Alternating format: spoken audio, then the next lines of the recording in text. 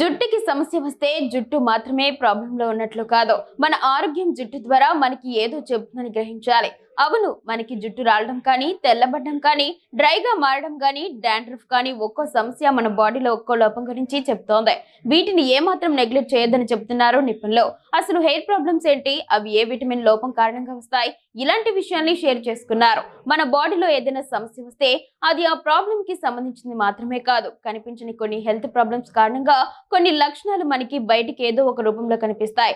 అందులో జుట్టు కూడా మనకి మన బాడీలో ఉన్న సమస్యల గురించి చెప్తోంది.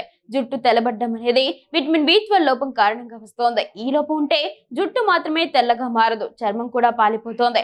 దీంతో పాటు శ్వాస సమస్యలు, అనీమియా కారణంగా వస్తాయి. తిమ్మిర్లు పట్టడం, కండరాల నొప్పులు, యాక్టివ్ గా లేకపోవడం వంటి సమస్యలు జరుగుతాయి. ఈ సమస్యలు తగ్గేందుకు మనం బాదం, డ్రై ఫ్రూట్స్, కరివేపాకులు, గుడ్లు, వాల్నట్స్ ఎక్కువగా తీసుకోవాలి. అంతేకాకుండా రాగి పాత్రలో ఉంచిన నీరు కూడా తాగాలి. కొంతమందికి జుట్టు మొత్తం కుచ్చులు కుచ్చులుగా రాలిపోతోంది. ఈ కారణంగా తలపై మొత్తం జుట్టు రాలిపోయి ప్యాచెస్ లా కనిపిస్తాయి. దీని కారణం ఐరన్ లోపం. ఐరన్ లోపం ఉంటే జుట్టు రాలడమే కాకుండా ఎప్పటికీ నీరసంగా ఉంటారు, అలసటగా అనిపిస్తోంది, చర్మం పాలిపోతోంది, తలనొప్పి వస్తుంది, పాదాలు చేతులు చల్లగా ఉంటాయి, ఆహారేతర ఫుడ్స్ తీసుకోవాలనిపిస్తోంది.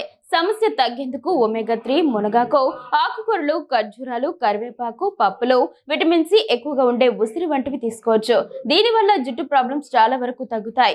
ఎక్కువగా కొంతమందికి జుట్టు పొడుగ్గా పెరగకుండా చివర్లో చుట్టినట్లుగా ఉంటాయి. దీనివల్ల జుట్టు పెరగదు, చూడడానికి డ్రైగా కళావిహీనంగా కనిపిస్తోంది. ఇలాంటి సమస్యకి కారణం మన బాడీలో ఒమేగా 3, విటమిన్ సి లోపాలే.